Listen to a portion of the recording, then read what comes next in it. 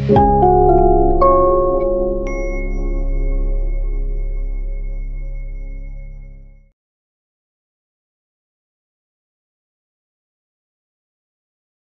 penelitian tidak akan bermakna apa-apa kalau tidak diakhiri dengan laporan penelitian. Ya kan? Anda mungkin sudah membuat proposal yang sangat bagus. Anda juga sudah turun ke lapangan atau di laboratorium mengumpulkan data yang Anda perlukan. Anda juga sudah melakukan analisis dengan sangat baik, menggunakan metode analisis yang Anda pilih sesuai dengan penelitian Anda, apa itu kualitatif atau kuantitatif. Semua itu tidak akan ada mana apa-apa kalau Anda tidak melanjutkan kepada tahap yang paling akhir, yaitu laporan penelitian. Jadi sebuah penelitian mesti diakhiri dengan laporan penelitian. Ya. Nah, apa itu laporan penelitian? Bagaimana cara menulis laporan penelitian? Ya, ini akan kita bahas pada kesempatan kali ini. Dan juga apakah ada bedanya laporan penelitian dalam penelitian kualitatif dan kuantitatif? Ini juga akan kita bahas ya. Saya harap Anda memperhatikan uraian saya dengan memperhatikan slide yang berikan supaya Anda bisa mengerti ya. Oke.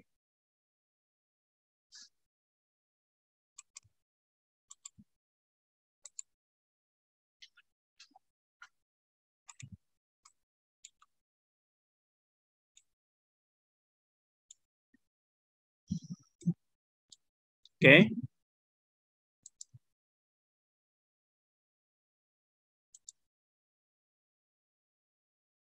Anda sudah lihat ya slide-nya. Ini slide pertama mata kuliah kita di minggu yang ke-13 ya, laporan penelitian. Nah, saya ingin mulai topik ini dengan pertanyaan yang mendasar.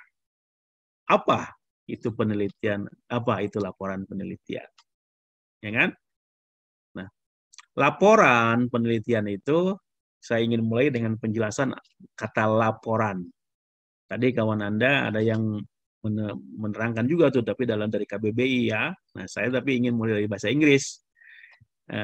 Laporan penelitian itu terjemahan dari bahasa Inggris namanya research report. Research report.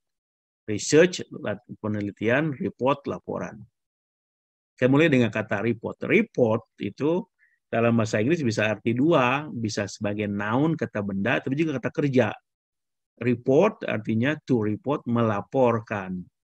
Tapi juga bisa menjadi noun, menjadi laporan. Nah, itu kalau bahasa Inggris juga begitu. Tidak ada perubahan tuh. Ya. Jadi report, laporan, melaporkan juga report juga. Ya. Dalam bahasa Indonesia menjadi raport. Ya. Ketika raport Anda dari SD, SMP sampai SMA kan disebut raport ya. Mana raport nak, gitu kan? Nah, gitu kan. Ini anak saya sedang bagi raport. Nah, oke. Report itu apa itu report? Laporan itu a communication from someone who has information to someone who wants to see or to have that information. Jadi yang disebut dengan report adalah komunikasi. Dari siapa? Dari orang yang punya informasi kepada orang yang ingin memiliki atau memahami, melihat informasi itu. Nah ini nih lihat nih. Jadi laporan itu artinya adalah komunikasi intinya sebenarnya. Anda mengkomunikasikan apa yang Anda punya kepada orang lain. Itu adalah laporan. Anda melakukan report. Jadi lihat tuh, komunikasi. Nah, maka di sini melihat betapa pentingnya dalam penelitian itu Anda melakukan komunikasi. Dan komunikasinya bentuknya adalah laporan penelitian. Bagaimana Anda bisa diketahui oleh orang lain Anda melakukan penelitian kalau Anda tidak mengkomunikasikannya kepada orang lain? Ya, kalau Anda tidak membuat laporan penelitian Anda. Ya kan?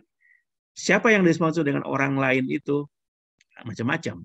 Ya, kita di sini berbicara tentang audiens atau pembaca penelitian Anda.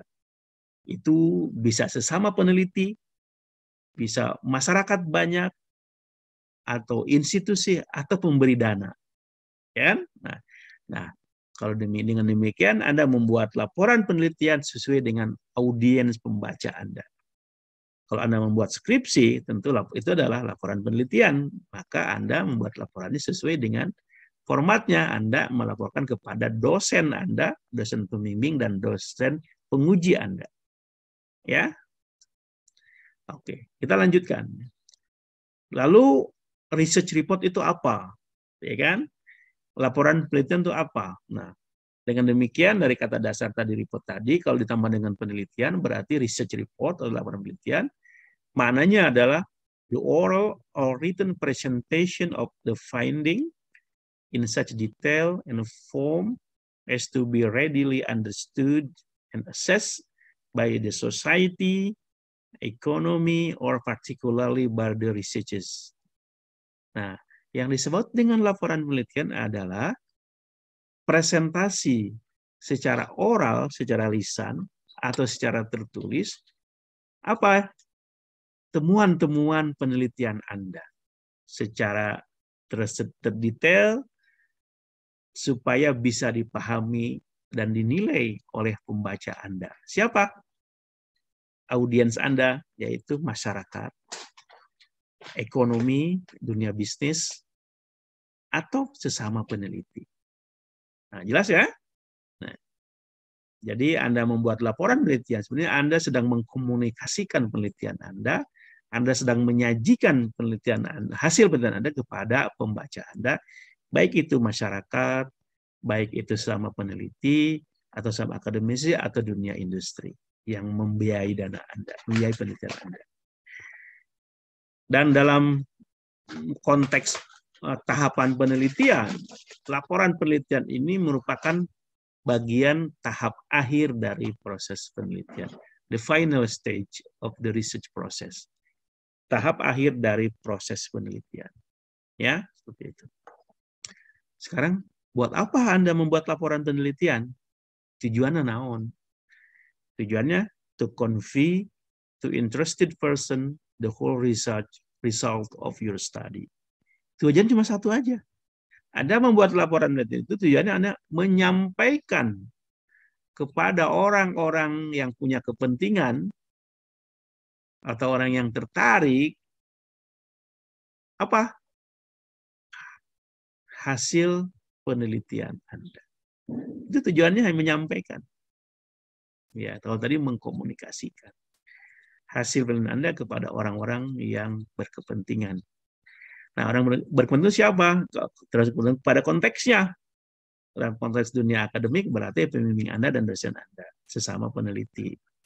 Kalau dunia industri, Anda pada pemberi dana Anda, ya, dan sebagainya. Apa syarat penting dan utama mendasar untuk membuat laporan penelitian? Yang utama adalah Anda harus bisa menulis dengan baik dan benar. Nah, ini pentingnya menjadi peneliti, menjadi akademisi, bukan cuma bisa ngomong. Menjadi ilmuwan itu bukan cuma bisa ngomong. Anda harus bisa menulisnya.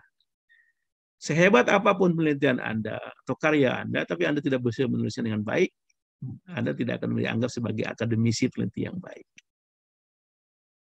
Atau sehebat apapun dugaan orang ilmu praktek Anda, ilmu Anda yang disampaikan, tapi Anda tidak mampu menuliskannya sebuah laporan, itu tidak akan dianggap sebuah karya ilmiah. Contoh yang paling nyata apa? Nah, Anda tahu kan kasus apa itu terapi otaknya Dr. Terawan? Ya, betul. Banyak orang yang terbukti merasakan khasiatnya dari prosesnya dia, testimoni pejabat dan sebagainya. Tetapi sepanjang dia tidak melakukan penelitiannya tentang cuci otaknya itu, dan tidak menuliskannya dalam penelitian dalam bentuk artikel jurnal dan sebagainya, itu tidak dianggap sebagai karya ilmiah. Tidak akan dianggap sebagai bagian dari temuan-temuan yang berkontribusi bagi dunia ilmiah. Problemnya di situ sebenarnya. Ya, oke. Kalau Anda ini tidak mengerti topik itu, ini saya jelaskan di situ mengenai kontroversi Dr. Terawan itu. Nah, Sekarang lebih lanjut, siapa yang bisa membuat atau yang biasa membuat laporan penelitian?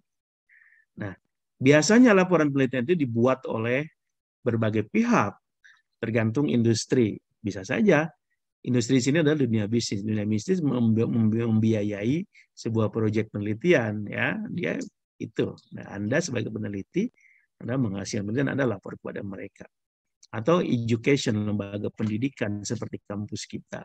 Anda sebagai mahasiswa bagian dari sipil akademika, maka Anda salah satu pembuat laporan penelitian, ya. Government, pemerintah juga sama. Pemerintah bisa membuat laporan penelitian kalau dia punya proyek penelitian. Atau non-government organization, lembaga LSM, sama. Ya. LSM juga suka melakukan penelitian juga. Mereka bisa membuat laporan penelitian, ya, mengenai pelanggaran HAM di Indonesia dan sebagainya, ya. Nah, sekarang bagaimana model, ada model apa yang bisa yang biasa dilakukan orang dalam menuliskan laporan penelitian? Nah, banyak model laporan penelitian, dan itu ditentukan oleh siapa audiens Anda, siapa pembaca laporan penelitian Anda. Oke, yang pertama, model pertama, laporan penelitian itu bisa bersifat public distribution, jadi didistribusikan kepada umum. Siapapun bisa membaca, bahkan secara gratis. Nah, contohnya apa? Artikel jurnal. Artikel jurnal yang sudah dimuat, apalagi online sekarang, itu adalah bisa Anda akses. Tapi tentu saja ada yang berbayar, ya, sekarang ini, makanya ada open access.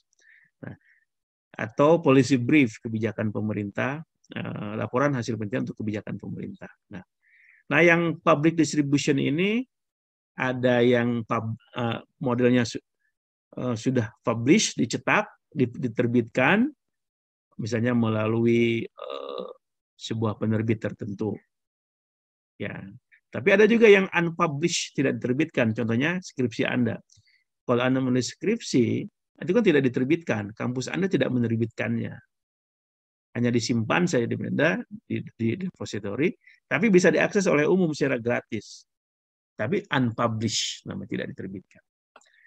Yang kedua, Anda membuat laporan yang distribusinya terbatas, limited distribution.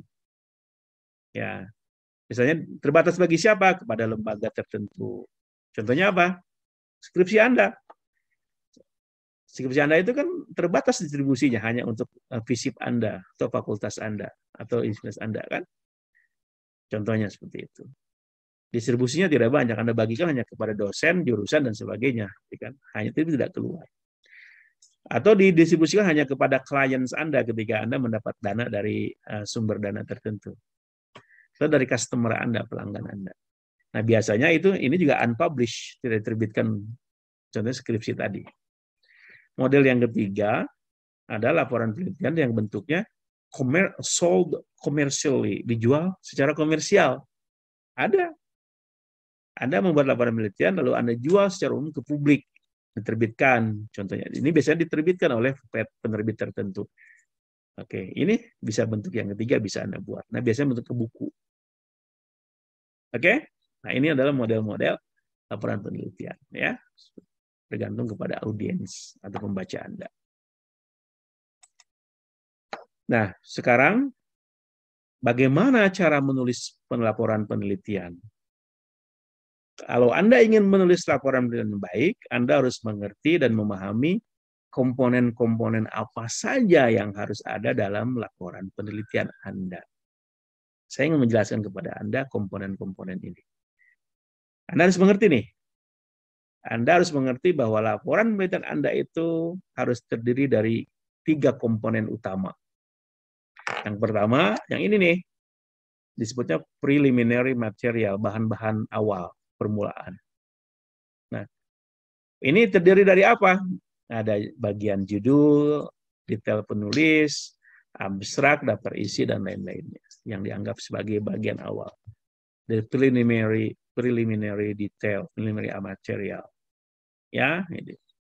Jadi judul, nama penulis, abstrak, daftar isi itu termasuk dari bahan-bahan awal dari laporan Anda. Yang kedua, komponen utama yang kedua adalah body, tubuhnya. Ya, nah, tubuh penelitian laporan penelitian yang pertama harus terdiri daripada pendahuluan. Ada kajian pustaka, literature review, ada metode, ada hasil penelitian, ada diskusi atau analisis atau interpretasi hasil penelitian Anda, dan terakhir ada kesimpulan dan atau rekomendasi. Nah, ini adalah komponen sub-sub komponen yang harus ada dalam body laporan penelitian Anda. Oke. Kemudian yang ketiga adalah supplementary material, bahan-bahan pendukung tambahan. Itu ada referensi atau biografi atau daftar pustaka dan appendix lampiran. Ini yang ketiga, ya. Jadi sebenarnya itu 3, ya. Tetapi nanti penempatannya akan berbeda tergantung kepada jenis penelitian Anda. Kuantitatifkah atau kualitatifkah? Ya, seperti itu. Jadi ini adalah komponen yang harus ada dalam penelitian. Yang membedakan nanti adalah posisinya dan tambahan-tambahannya, ya. Oke. Nah, sekarang saya ingin menjelaskan kepada Anda bagaimana menulis laporan penelitian dalam penelitian kualitatif. Kualitatif dulu, ya. Nah, ini. Anda misalnya melakukan penelitian kualitatif. Gimana caranya menulis laporannya? Apakah beda dengan yang kualitatif, yang kuantitatif, atau beda? Atau sama apa beda, ya?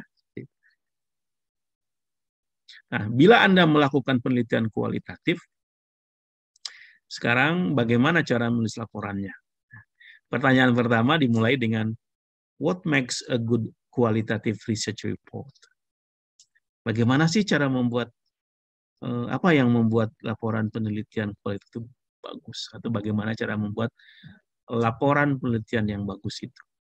Nah, yang menarik adalah dalam penelitian kualitatif jawabannya tidak ada yang tunggal. Susah kalau ditanya model yang gimana yang cocok, yang paling baik laporan penelitian dalam penelitian kualitatif. Jawabannya tidak ada yang single. Tidak ada yang paling baik itu. Mengapa? Karena penelitian kualitatif is not a single unified tradition. Karena penelitian kualitatif itu adalah tradisi penelitian yang tidak tunggal. Nah, ini menariknya, ya, seperti itu. Karena itu tidak ada, kalau ditanya mana yang paling bagus modelnya, tergantung kepada tradisi di apa yang Anda pakai. Oke? Nah, mengapa? Karena qualitative research itu memiliki variasi yang sangat luas dari segi filsafatnya, filosofisnya, tujuan penelitiannya, audiensnya, metodenya, dan gaya penulisannya kayak laporan. Ya, seperti itu. Nah, beragamnya tradisi atau kebiasaan dalam penelitian kualitatif ini bisa dua hal, seperti dua sisi. Bisa itu menjadi kelemahan penelitian kualitatif karena Anda akan berpikir tidak ada standarnya, ya kan? Penelitian kualitatif itu. Anda bisa membuat laporan penelitian model apa saja sesuai yang Anda pilih, tradisinya bagaimana. Lalu Anda mengatakan, wah, tradisi kualitatif ini tidak jelas gitu kan. Oke. Nah, tapi justru di situ orang mengatakan ini sisi kekurangannya. Tetapi sebenarnya di situ juga terletak kelebihannya atau kekuatannya. Karena Anda dibebaskan memilih apa saja, Anda punya tingkat fleksibilitas tinggi. Anda memakai metode atau bentuk laporan yang mana, yang cocok buat Anda. Tidak dibatasi oleh satu bentuk saja. Ya, itu kan kekuatan kan sebenarnya. Anda bebas. Nah, tetapi tetap saja, apapun meskipun beragam, bervariasi bentuknya, tetap saja intinya bahwa laporan penelitian kualitatif pun harus menyampaikan secara baik apa penelitian itu kepada pembaca Anda. Misalnya apa isinya penelitian itu, lalu menjelaskan apa itu dampaknya dan sebagainya supaya semua itu disampaikan. Itu intinya sebenarnya. Yang berbeda adalah mengenai masalah cara saja, ya. Itu intinya sama kualitatif pun tetap harus bertugas menyampaikan secara baik apa temuan-temuannya kepada pembacanya dengan baik, ditangkap dengan baik pula.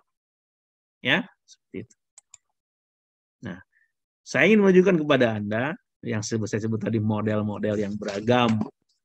Nah, dalam tradisi penelitian kualitatif, laporan penelitiannya itu punya model yang beragam. Ya. Nah, yang pertama model 1 nih, model pertama yaitu model laporan penelitian yang mengikuti tradisi kuantitatif. Nah, ini penelitiannya kualitatif tapi laporannya mengikuti model kuantitatif. Nah, itu bisa. Karena fleksibilitas penelitian yang kualitatif tadi. Atau karena memang penulisnya atau tradisinya dipengaruhi secara kuat oleh tradisi kuantitatif. Dan memang begitu pada dasarnya kalau Anda membaca sejarah ilmu sosial yang dimana kualitatif banyak dan juga humanities dan art itu awalnya memang masih mengabdi merujuk kepada ilmu alam yang kuantitatif, yang positivistik dengan paradigma positivistik. Maka dalam laporan penelitian pun ya jenis penelitian dalam penelitian kualitatif laporannya masih banyak yang menggunakan model kuantitatif. Nah, itu memungkinkan terjadi ketika Anda misalnya terpengaruh oleh menggunakan paradigma positivistik dari ilmu kealaman.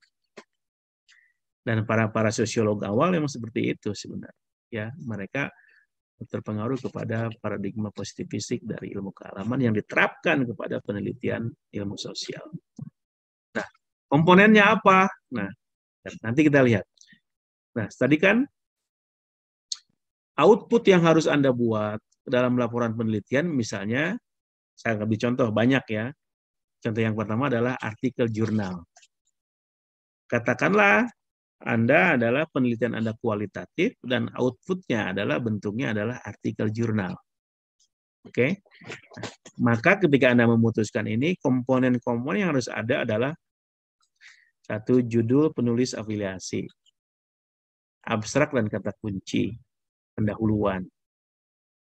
Nah, kemudian kajian pustaka, review literatur, metode, temuan hasil penelitian, diskusi analisis interpretasi penelitian, kesimpulan, kekurangan, rekomendasi. Nah, susunan ini adalah yang ada ini persis seperti adalah laporan penelitian kuantitatif. Meskipun penelitian Anda adalah kualitatif. Boleh? Boleh. Tergantung kepada jurnalnya yang Anda tuju.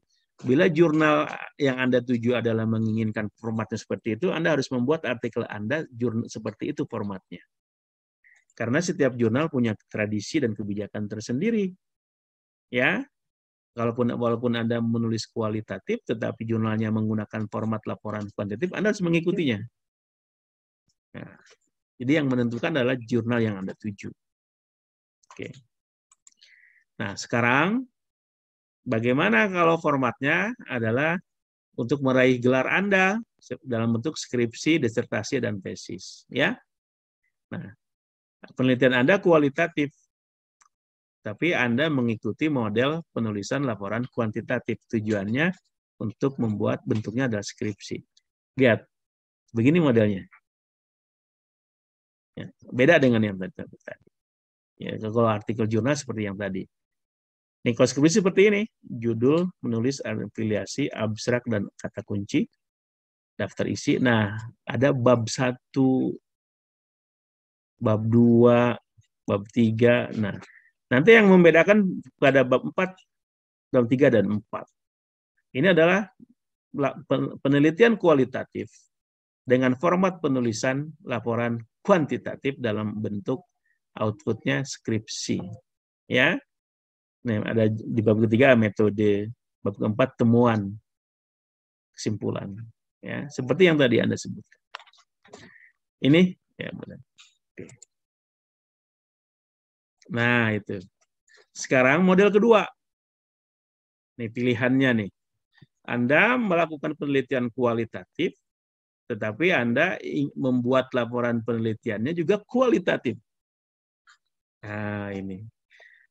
Penelitian Anda kualitatif, laporannya Anda buat secara juga kualitatif. Nah, di sini Anda tidak menggunakan paradigma ilmu soal alam atau positifik tadi, Anda menggunakan perspektif ilmu sosial dan humaniora juga, ya, yang fleksibel. Maka ketika outputnya bentuknya artikel jurnal, maka begini formatnya. Oke, judul, di sini sampai pendahuluan yang sama, tapi ketika selanjutnya beda. Ya, nih lihat heading 1 apa? Kalau laporan Anda adalah bentuknya kualitatif, maka tidak ada namanya judul hasil dan pembahasan, tidak ada. Tapi Anda langsung kepada tema apa yang Anda ambil dari temuan penelitian Anda yang sesuai dengan rumusan masalah Anda. Ya, oke. Nanti saya tunjukkan contohnya. Langsung Anda temanya X. Maka yang selanjutnya, heading kedua, temanya Y. Terakhir, Z, dan sebagainya. Nah, ini bisa banyak, tergantung kepada temuan Anda. Terakhir, ya, selanjutnya adalah ada kesimpulan, kekurangan, rekomendasi. Dan ini hampir sama. Nah, yang membedakan di sini nih. Nah, oke, sini. Ini bedanya ketika yang kembali ke belakang. Nah, ini. Lihat. Pada artikel jurnal yang model kuantitatif, lihat. Di sininya langsung kepada temuan, hasil penelitian, dan diskusi. Ini yang kuantitatif. Tapi kalau yang kualitatif, lihat. Seperti itu. Fleksibilitas Anda sesuai dengan tema yang Anda dapatkan dari hasil penelitian Anda. Oke, seperti itu. Nah, sekarang bagaimana kalau outputnya berupa skripsi, disertasi, dan tesis? Nah, lihat. Ini adalah penelitian kualitatif dengan laporan penelitian bentuknya laporan penelitian kualitatif pula. Lihat, hampir sama dengan yang artikel jurnal, cuma dibedakan dengan bab saja, ada bab 1. Dari bab sampai bab 1 sama. Tapi dari mulai bab 2, 3, 4, tidak ada di sini istilah laporan penelitian. Seperti skripsi yang sering Anda lihat, nggak ada. Tapi langsung bab 2 temanya apa. Sama seperti yang tadi kalau dalam artikel menjadi bagian. Yang di artikel itu bagian, kalau dalam skripsi menjadi bab. Ya. Berapa bab yang bisa Anda dapatkan? Sebanyak, ya, sesuai dengan temuan Anda dan yang menjawab rumusan masalah Anda.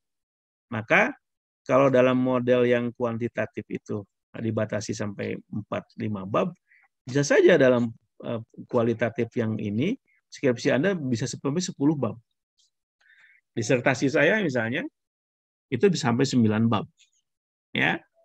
Karena memang temuannya menuntut seperti itu. Baru di bab 9 itu adalah kesimpulan. Ya, seperti itu. Nah, ini. Dari kesimpulan sampai ke bawah sama. Jadi perbedaannya di sini, ya. Ada fleksibilitas bagi Anda. Nah, sekarang bagaimana dalam penelitian kuantitatif? Yang sebelumnya, asumsi saya Anda melakukan penelitian kualitatif. Sekarang bagaimana bila Anda melakukan penelitian kuantitatif? Bagaimana bentuk laporan penelitiannya? Nah, ini agak bedanya. Bentuk laporan penelitian kuantitatif itu tidak macam-macam, tunggal. Anda tinggal sudah ada template-nya, sudah ada bakunya. Contoh bakunya, sistematika baku. Contohnya ini, bila outputnya adalah artikel jurnal, maka seperti ini. Judul, pendahuluan, metode, hasil penelitian. Ini mirip seperti tadi yang kualitatif dengan laporan kuantitatif. Karena memang kualitatif menggunakan atau terpengaruh oleh penelitian kuantitatif. Nih, Anda kalau penelitian Anda kuantitatif, artikelnya seperti ini, model laporan. Ya, terutama lebih ini pada bab 4 ada atau bagian 4 ada diskusi, hasil penelitian dan diskusi. Oke. Nah, sekarang bagaimana kalau outputnya skripsi? Nah, ini coba lihat. Ini persis yang sering Anda lihat. Kalau Anda melihat skripsi-skripsi di kampus kita, itu modelnya seperti ini. Ya kan? Nah, Jadi kalau penelitian Anda kuantitatif, polanya seperti ini. Nah, pola ini juga tadi itu dipakai oleh penelitian yang kualitatif. Karena memang kualitatif punya fleksibilitas. Tapi sebaliknya kalau kuantitatif tidak bisa mengikuti yang kualitatif modelnya. Kenapa itu terjadi? Kampus kita misalnya dipengaruhi oleh tradisi kuantitatif. Para pimpinan-pimpinan kita itu mungkin ketika mendirikan kampus, ketika menulis program itu, mereka adalah orang-orang pendidikan biasanya, yang mereka terpenuhi tradisi kuantitatif. Ya, maka ketika ada fakultas lain yang non pendidikan seperti FISIP kita, disuruh pakai pedoman yang sama, ya. Nah, itu sah saja karena sebuah lembaga boleh menetapkan pedoman atau bentuk peran yang mana. Tapi saya pribadi menyatakan mesti ada variasi. Mahasiswa dibolehkan bebas memilih yang mana formatnya karena ilmu. Dan tapi itu memerlukan tentu kecerdasan pembimbing Anda dan penguji Anda. Nah, apa yang saya katakan tadi sumber-sumbernya ini ya. Nah, saya ingin Anda lebih mengerti, saya akan tunjukkan model-modelnya ya. Nanti contoh tadi nih. Oke, supaya Anda mengerti, saya akan uraikan kepada.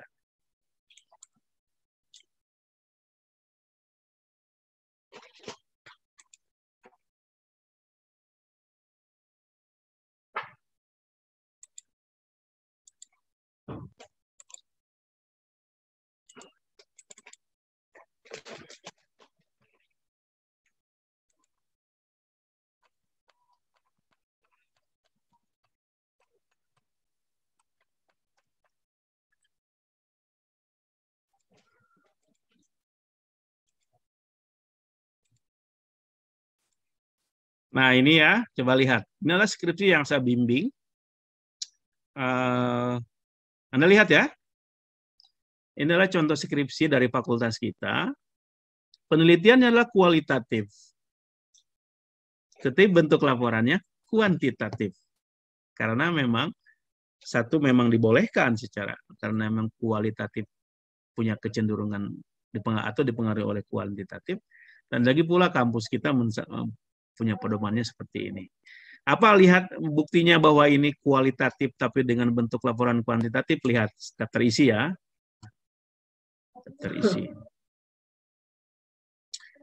Coba lihat daftar isinya. Nah, lihat daftar isi ya, oke. Ini sampai sini sama sampai kepada bab 1. Bab 2. Nah, bab 3 metodologi. Nah, pada bab 4 ada kata-kata hasil dan pembahasan penelitian. Ya. Nah, di sini. Ini jelas adalah format laporan penelitian kuantitatif meskipun penelitiannya kualitatif karena memang diminta oleh fakultas. Nah, yang sering Anda lihat itu seperti ini. Proposal yang saya berikan kepada Anda contohnya adalah kuantitatif meskipun mungkin penelitian Anda kualitatif. Kenapa saya tunjukkan yang itu? Supaya Anda tidak bingung nanti ketika Anda membuat proposal Anda. Karena saya pribadi sebenarnya lebih suka fleksibel.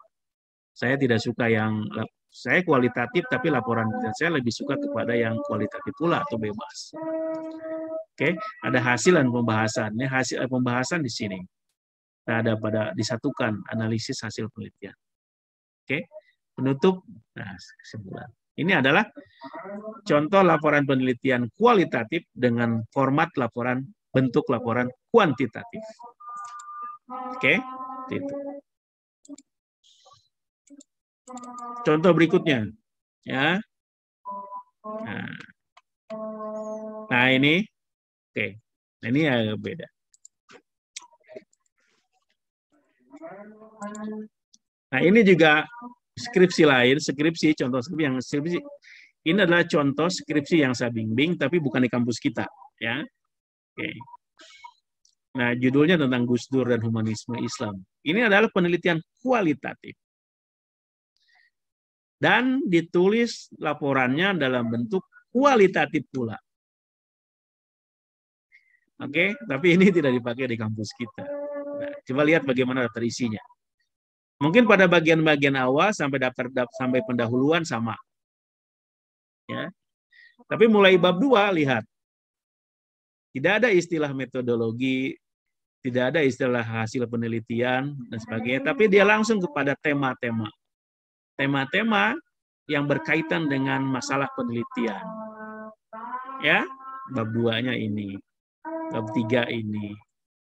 Oke, bab 4. Nah, intinya di bab 4 mengenai pesan kemanusiaan Gus dalam buku Islamku, Islam Anda dan Islam kita. Beda ya? Nah, ini adalah skripsi kualitatif dengan format laporan kualitatif pula. Tidak ada di bab 4-nya mulai itu ada hasil penelitian, tulisan hasil penelitian. Lalu pembahasannya nggak ada, tapi langsung bab diberikan penemuan-temuan itu dalam bentuk bab-bab yang menjawab rumusan masalah. Kalau rumusan masalahnya ada 3, berarti ada babnya yang bercerita tentang tema itu ada 3. Nah, dan kalau 2 ya 2, ya seperti itu. Bab 4, bab 4, 25 hampir sama. Ini dalam prakteknya bisa lebih dari 4, bisa dari 5 bab, tergantung kepada rumusan masalah Anda. Jadi saya contohkan tadi punya saya ada sampai 9 bab disertasi saya, ya berarti sampai bab 2 sampai bab 2 3, 4, 5, 6, 7, 8 itu berbicara tentang tema-tema temuan saya, ya. Mungkin kalau itu diterapkan di kampus kita, ya mungkin banyak yang belum bisa menerimanya, ya. Oke, karena tradisinya dipengaruhi oleh tradisi kuantitas. Oke. Saya ingin contohkan kepada Anda contoh lain supaya Anda lebih mengerti. Ya. Oke.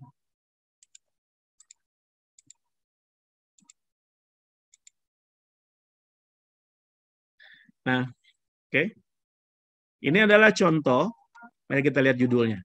Ini skripsi pula. Supaya Anda nyambung dengan orientasi Anda ya. Saya beri contoh skripsi dulu. Ini adalah skripsi. Dari judulnya aja udah ketahuan. Ini adalah penelitian kuantitatif. Kalau ada kata-kata pengaruh motivasi dan minat terhadap X, itu sudah dipastikan adalah penelitian kuantitatif. Ya, ini adalah skripsi penelitian kuantitatif dan ditulis secara kuantitatif pula. Nah, nyambung ya. Nah, penelitiannya kuantitatif, laporannya ditulis secara kuantitatif pula. Kita lihat daftar isinya.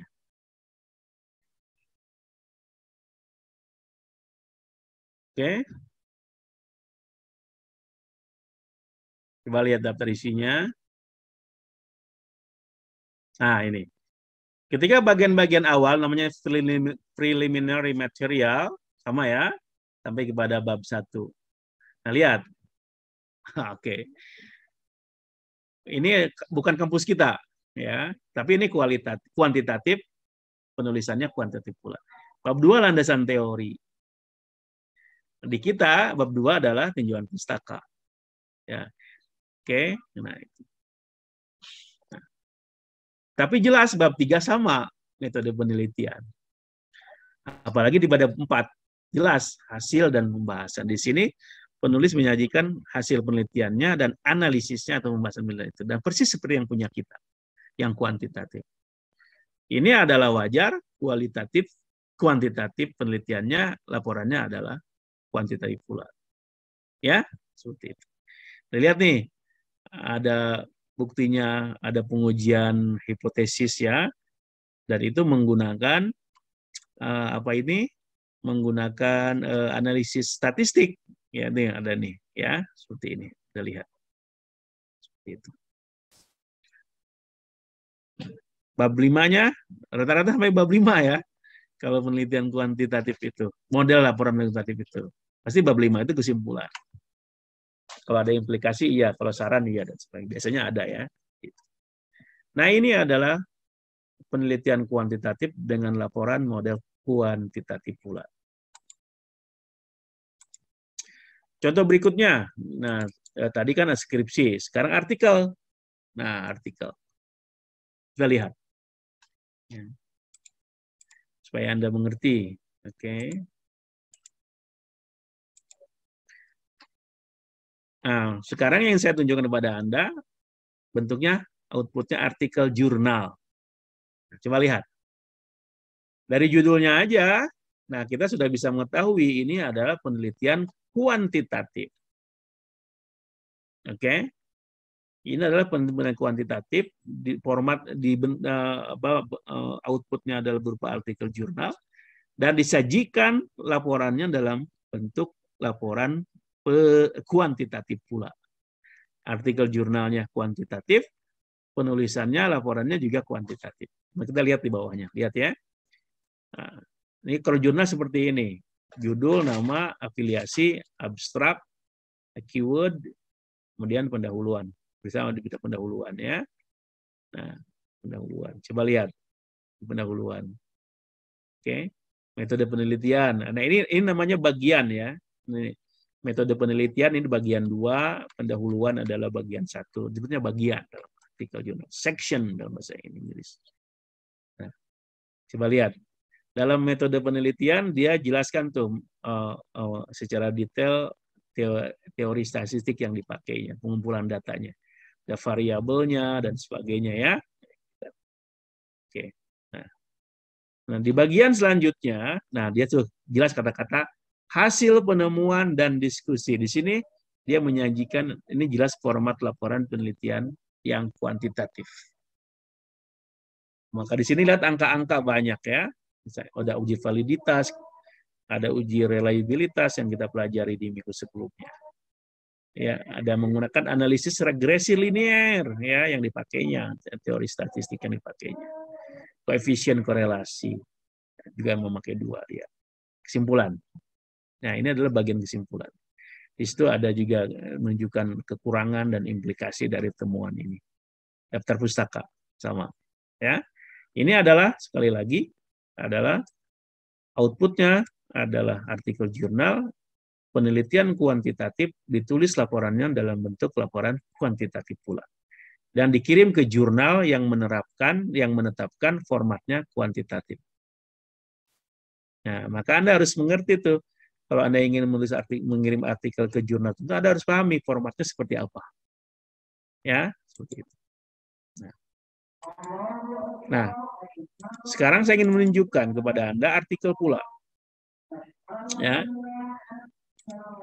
Tapi yang ingin saya tunjukkan kepada Anda adalah ini berbeda dari yang tadi.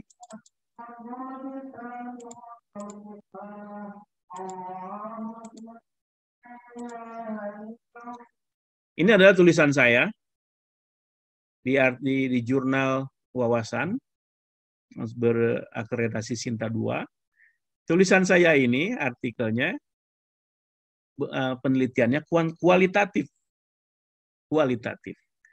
Tapi ditulis laporannya dalam laporan kuantitatif. Karena memang jurnalnya meminta formatnya format laporan kuantitatif. Ya kan? Dari judulnya aja mungkin sudah terbaca kualitatif. Tapi nanti formatnya kita baca. Bentuknya sama seperti yang tadi, ada abstrak, ada keyword, ya, kemudian ada penalian. Ya. Nah, dari sini saja ketahuan nih pendahuluannya. Nah, bagian pertama pendahuluan. Nah, kemudian, nah, lihat deh, ada hasil dan pembahasan. Ya, itu adalah tipikal dari laporan penelitian dari yang kuantitatif. Padahal penelitian saya adalah kualitatif. Boleh. Karena tadi fleksibilitas penelitian kualitatif itu. Dan juga tergantung kepada jurnal yang Anda tuju, memakai format yang mana. Ya, ada kata-kata hasil dan pembahasan. Oke, seperti itu. Nah, tentu karena ini kualitatif tidak ada analisis statistik ya, seperti itu. Ya, hanya formatnya aja mengikuti format laporan penelitian kuantitatif. Oke, gitu.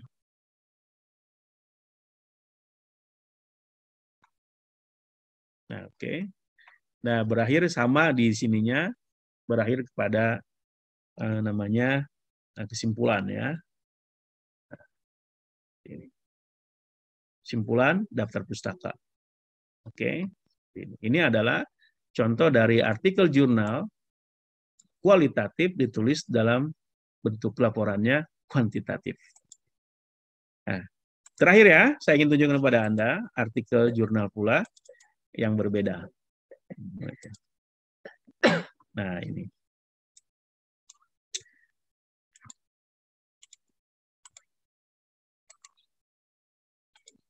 Ini masih tulisan saya, contohnya adalah tulisan saya adalah kualitatif. Ya,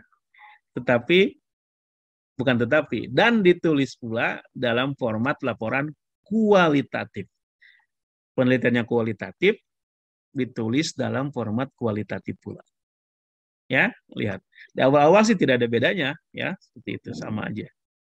Tapi nanti lihat, nah, lihat, nah, setelah pendahuluan saya langsung lihat, sama seperti tadi ketika skripsi, langsung saya menyerahkan tema, ya kan, tema pertama, ya sesuai, tapi harus sesuai dengan rumusan masalah Anda.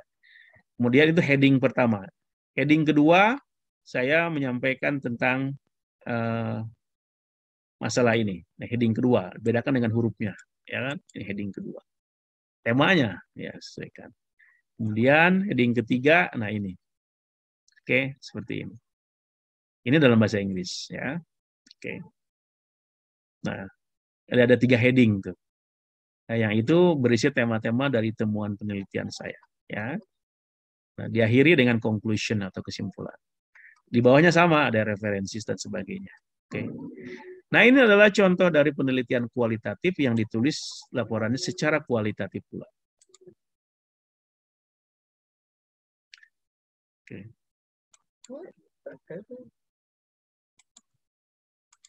Mudah-mudahan Anda mengerti ya. Contoh-contoh tadi. Mau diberi contoh lagi uraiannya. Masa nggak ngerti ya? Kacida teuing untuk apa. Oke. Oke. Mudah-mudahan Anda mengerti. Kalau Anda tidak mengerti, Anda baca ulang nanti atau lihat videonya nanti setelah ini. Itulah beberapa bagaimana apa yang penjelasan saya mengenai laporan penelitian dan bagaimana cara menulis laporan penelitian, ya. Seperti itu. Terima kasih. Kalau ada pertanyaan silakan. Sebelum kita akhiri.